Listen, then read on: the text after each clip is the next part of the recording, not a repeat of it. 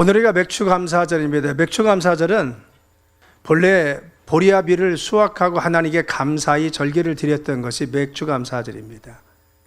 그런데 요즘 우리는 대부분 농사를 짓지 않기 때문에 지난 반년의 삶을 하나님께 돌이키면서 하나님께 감사하는 절기를 맥추절로 지키고 있는 것입니다. 우리가 벌써 반년이 지났죠. 그런데 지난 날을 생각해 보면은 크고 작은 일이 많았습니다. 때로는 기쁨도 있었지만 때로는 어려움도 있었습니다.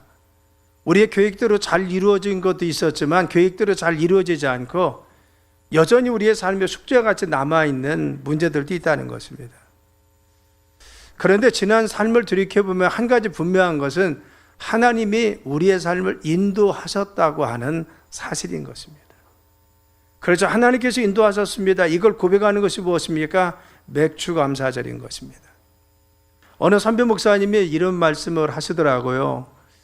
내가 젊어서는 기도할 때마다 하나님 이렇게 해주세요, 이렇게 사용해 주세요, 이런 일을 할 수 있게 도와주세요 라고 기도했는데 이제 나이가 먹고 나니까 나이가 들수록 어떤 기도가 나오냐, 그 기도보다 더 많이 나온 것은 하나님 아버지 지난 세월을 돌이켜보니까 정말 여기까지 인도하시며 너무 감사합니다, 이 기도가 가장 많이 나오더라는 겁니다. 지난 시간과는 다르게 나이가 많고 또 나이가 들고 나니까 감사 기도가 더 많이 나오더라고 고백했습니다. 제가 그 시를 들었을 때 가슴이 뭉클했습니다. 성숙할수록, 더 원숙할수록 하나님 앞에 은혜를 더 크게 보는구나 라고는 생각이 들었습니다. 사랑 여러분, 오늘이 바로 그런 날이라는 것입니다. 지난 반년을 돌아보는 날이고 무엇을 이루어졌는지 그걸 보는 것이 아니라 지난날 하나님의 은혜가 무엇이었는지, 하나님이 인도하심이 어떤 것인지를 보는 것이 무엇입니까? 오늘입니다. 그래서 오늘 본문에도 사무엘은 고백한 것이 무엇입니까? 돌 하나를 세우면서 여호와께서 여기까지 우리를 도우셨습니다 라겠어요. 여호와께서 여기까지 우리를 도와서 오게 했습니다. 여러분, 오늘 이 말씀을 중심으로 해서 맥주 감사절의 고백을 함께 나누는 귀한 시간 되길 간절히 축원합니다. 하나님이 여기까지 도왔다는 에베네셀은 우리의 실패와 눈물에 세워진 기념비였다는 겁니다. 우리가 그냥 12절만 톡 띄어서 읽으면요, 에베네셀이 승리의 기념비다 이렇게만 기억될 수가 있습니다. 그런데 사실은 에베네셀을 우리는 전후를 살펴보고 말씀을 자세히 보면요, 눈물과 실패와 회개의 연장선상에 있었던 것이 승리의 기쁨이었습니다. 사무엘서 4장에 보면은 바로 이스라엘이 블레셋과 전쟁합니다. 그런데 전쟁에 나가서 참패합니다. 그리고 4,000명이 죽임을 당합니다. 그리고 또다시 전쟁이 일어났습니다. 블레셋과 또 전쟁을 하는데 이번에 가서는 더 많이 3만 명이 죽습니다. 그리고 그렇게 소중했던 법궤 먼저 빼앗기고, 그리고 중요한 것은 또 엘리 제사장의 두 아들이 그 전쟁에서 죽음합니다. 이 법궤가 빼앗겼다는 소식, 그리고 참패했다는 소식, 그리고 당신의 아들 두 아들이 죽었습니다는 소식을 들었던 엘리 제사장은 너무 놀라가지고 의자에 앉아 있다가 뒤로 넘어져서 목이 부러져 죽습니다. 그리고 나라는 기울어서 사람들은 하나님이 이제 우리를 버리셨는가 보다, 정말 이제는 끝난 거 아니냐라고 절망하고 실망했다는 겁니다.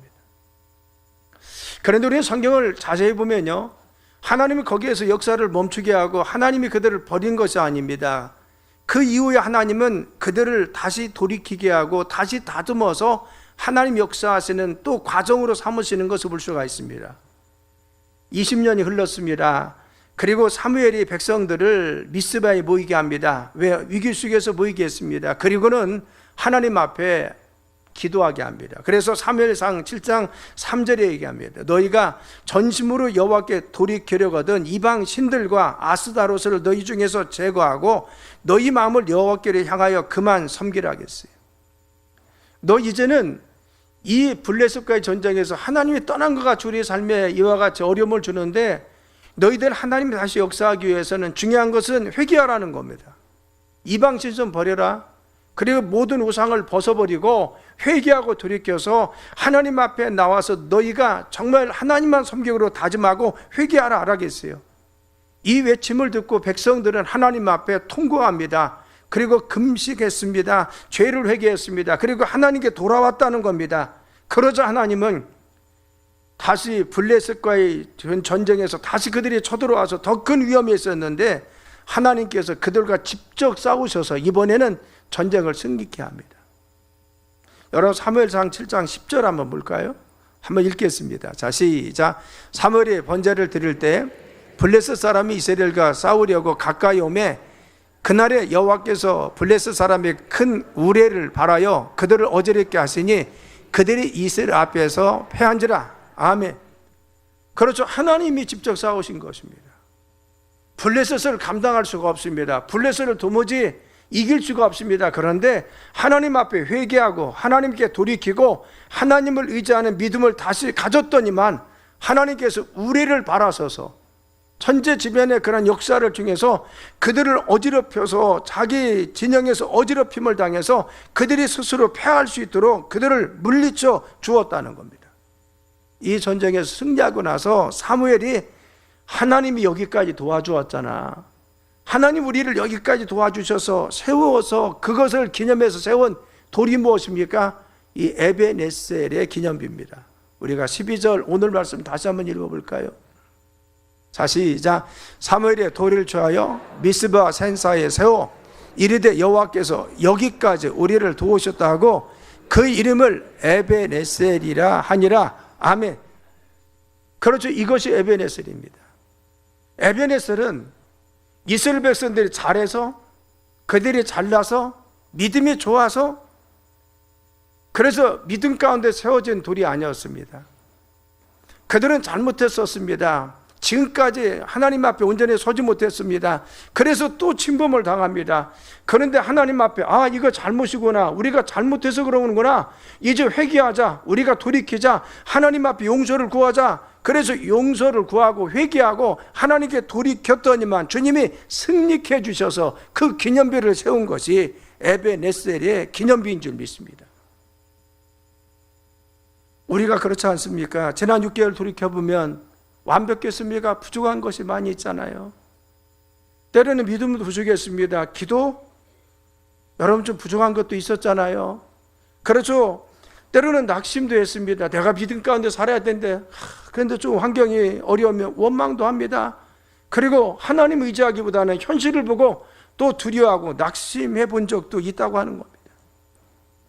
이것이 우리의 모습이었습니다. 그런데도 하나님은 우리를 버리지 않았음을 믿으시길 간절히 축원합니다.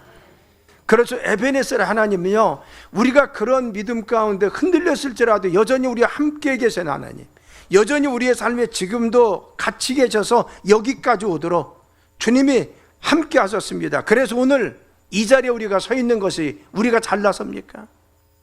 우리가 잘해서입니까? 아닙니다. 하나님의 은혜인 줄 믿습니다. 하나님의 은혜 주시고 지켜주었기 때문에 이 자리에 있는 것입니다. 우리가 넘어지지 않는 사람이 있어요. 저나 여러분이나 넘어지지 않습니까? 넘어집니다, 여러분. 그렇죠. 낙심할 때도 있고요. 하나님보다도 말씀보다도 현실이 더 커 보일 때가 많이 있습니다. 그런데 더 중요한 것은 무엇입니까? 우리는 흔들렸을지라도 우리는 한 손을 놔 하나님 앞에 두 손 꼭 잡지 못하고 한 손 놓고 내 현실 가운데 내가 아둥바둥 살아갈지라도 하나님은 여전히 한 번도 우리를 포기하지 않고 굳건한 오른손으로 우리를 잡아준 줄 믿습니다. 넘어질 때마다 붙들어 주었어요. 눈물을 흘릴 때마다 위로해 주었습니다. 그리고 다시 일어설 수 있도록 힘도 주시고 말씀도 주시고 옆에 사람도 붙여주어서 우리를 여기까지 오게 해주셨다는 거예요.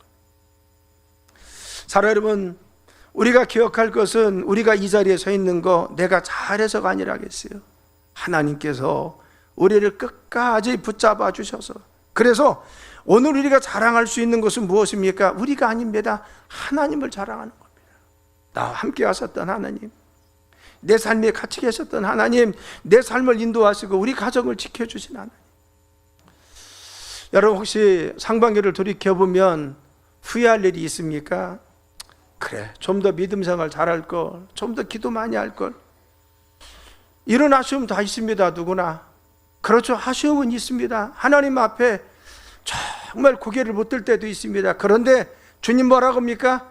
그래, 네가 그런 날이 있어서 그런데 그래도 나는 너를 사랑하고 있어. 그래, 그런 정말 안타까운 마음이 있어. 이제는 돌아와. 그래서 하나님 나를 의지해.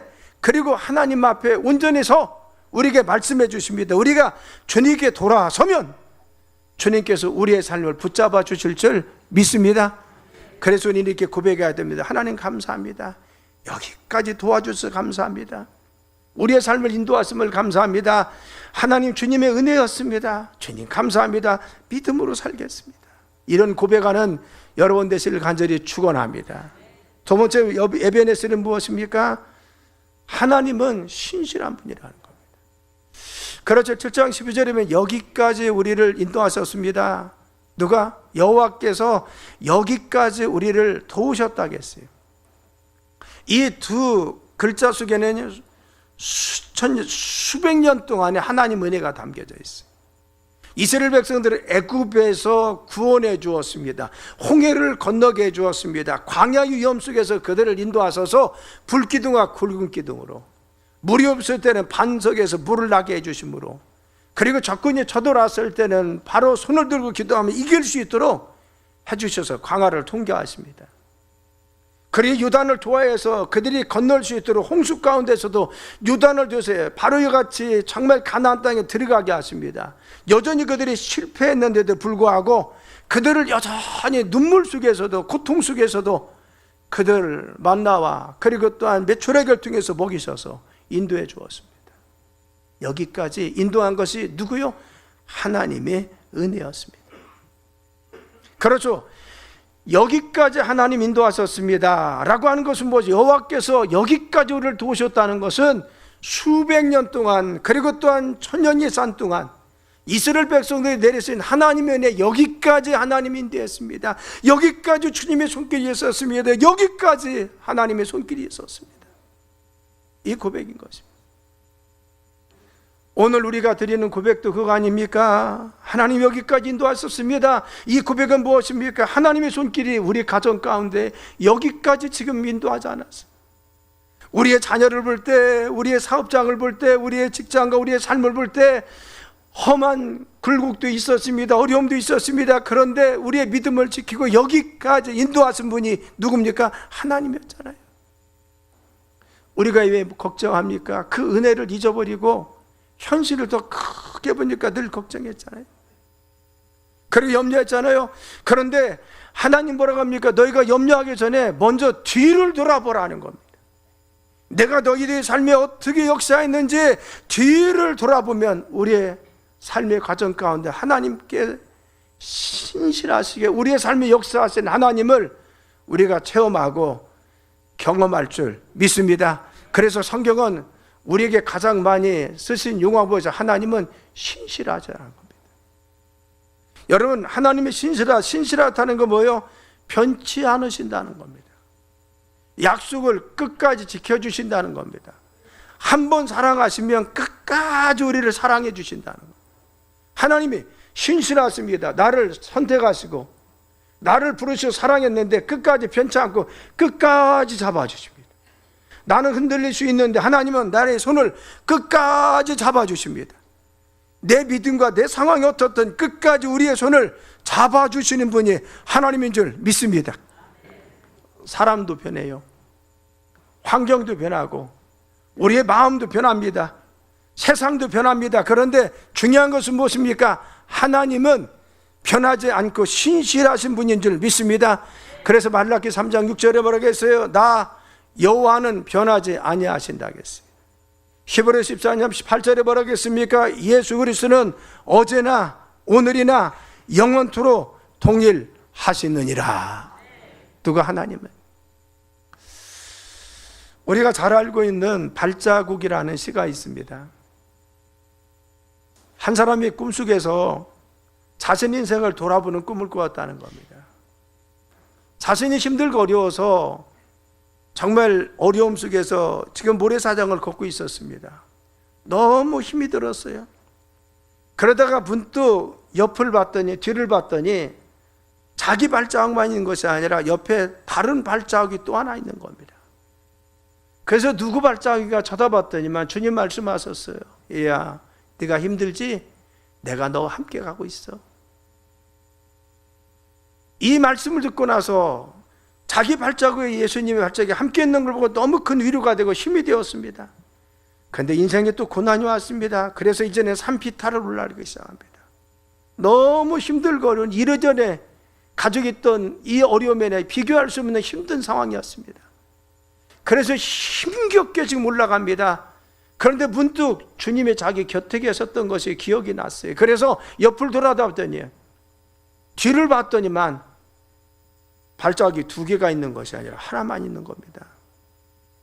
그래서 그때 주님께 원망스럽게 물었어요. 주님, 내가 조금 힘들 때는 주님이 같이 계셔서 위로가 되었는데 내가 정말 힘든 이 상황 속에는 주님 어디 갔었습니까?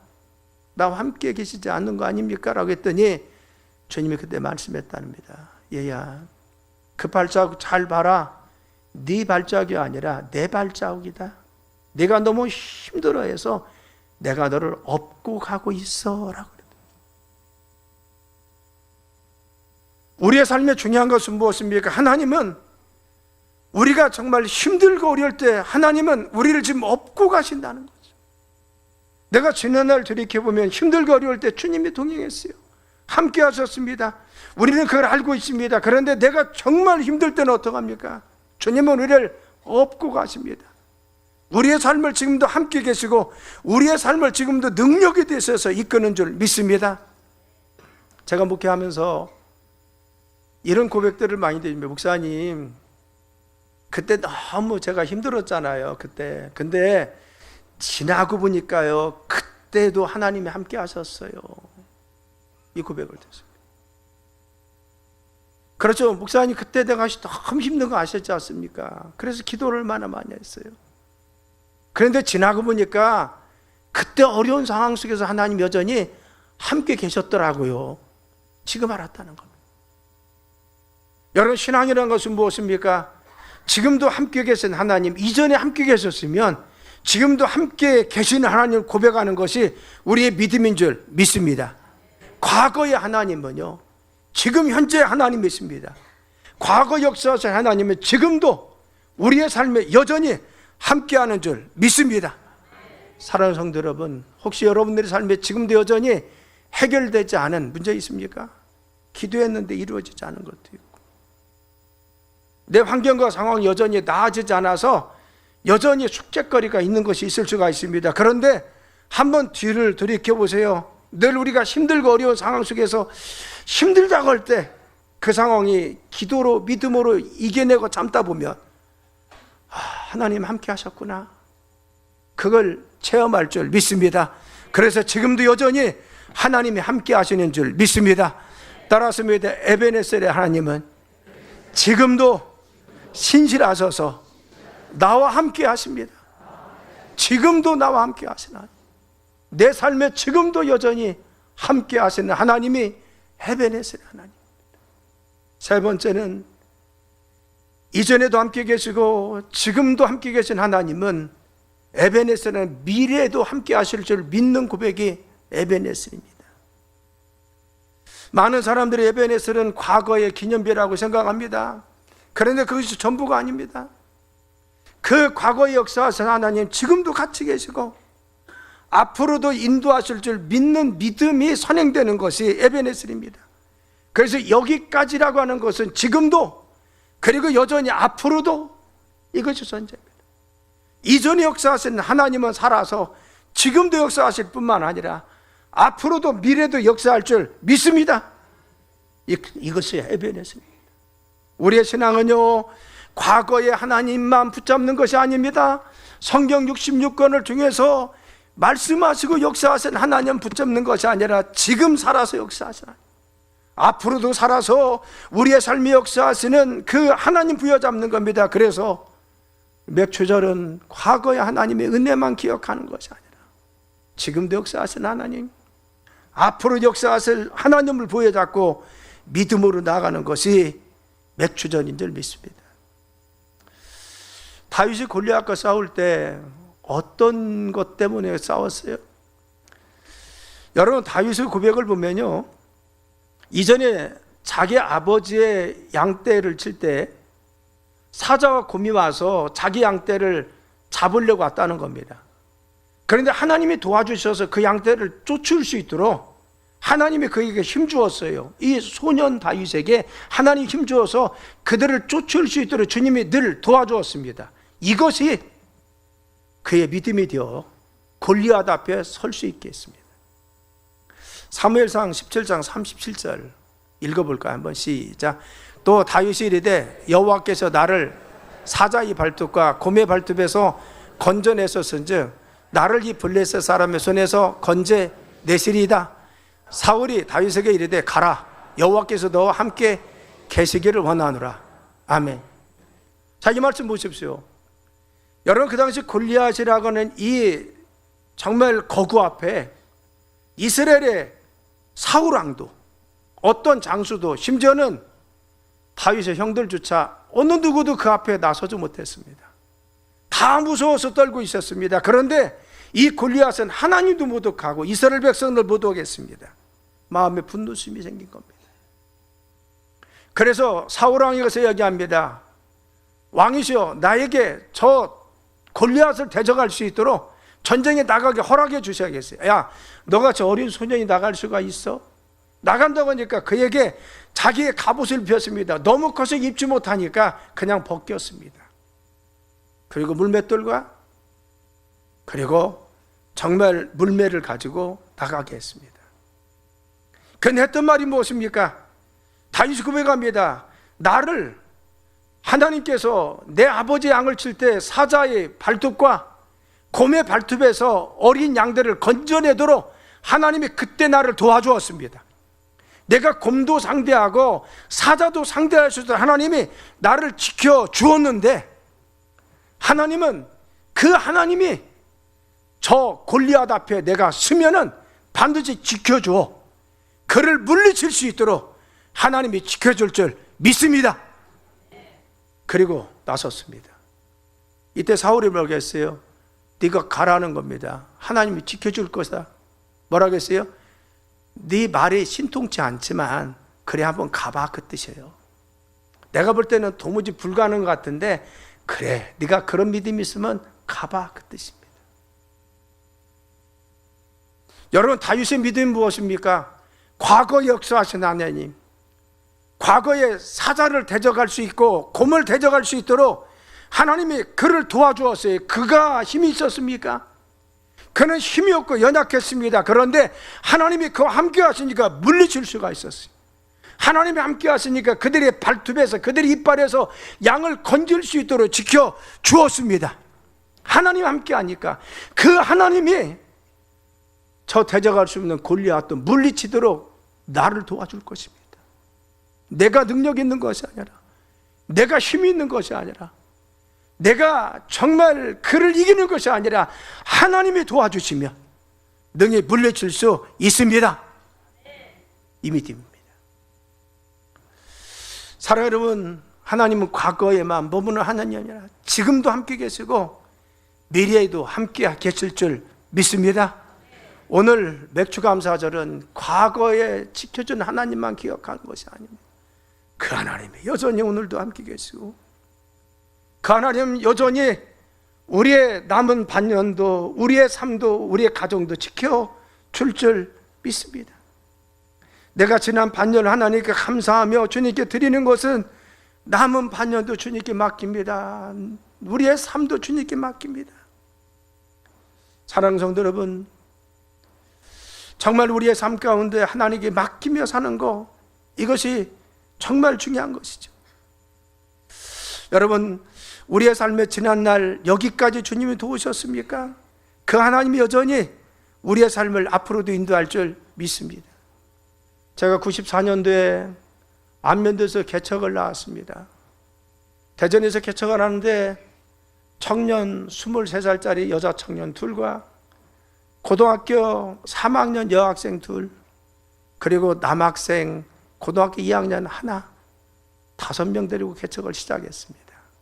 그래서 저희 가족과 함께 우리 아이들 둘, 저희 부부해서 9명의 개척 예배를 드렸습니다. 처음에 개척을 시작할 때 저는 3년 동안 개척을 준비했어요. 왜? 나는 그냥 부임하는 목회보다 내 성격이 올곧고 굳으니까 하나님 앞에 내가 정말 세우고 싶은 교회가 있었어요. 그래서 그런 교회를 세우기 위해서 개척을 내가 하나님 앞에 기도하면서 나온 겁니다. 저는요, 기도를 그렇게 오래 했기 때문에 한 60명이나 100명은 시작하게 할 줄 알았어요. 근데 주신 성도는 5명, 총 9명이었어요. 그래도 많은 거죠. 그때 저는 강대상에서 참 많이 울었어요. 하나님, 그러면서 기도했어요. 여기까지 인도하신 하나님. 그래서 제 나이 35이었는데 그 과정을 보니까 하나님이 여기까지 인도하셨어요. 제가 빗나갔을 때도 주님은 여전히 지켜줬고, 제가 힘들 때도 붙들어 주었고, 여전히 지금 말씀하셔서 인도하셨어요. 그래서 여기까지 오게 하신 하나님. 그래서 그 고백 속에서 무엇입니까? 여기까지 오게 하신 하나님. 비록 몇 명은 되지 않고 냄새가 풀풀 나는 지하였지만, 그러나 하나님 앞으로 인도할 줄 믿습니다. 여기까지 인도하신 하나님은 앞으로도 주님이 인도하시고 함께 할 줄 믿습니다.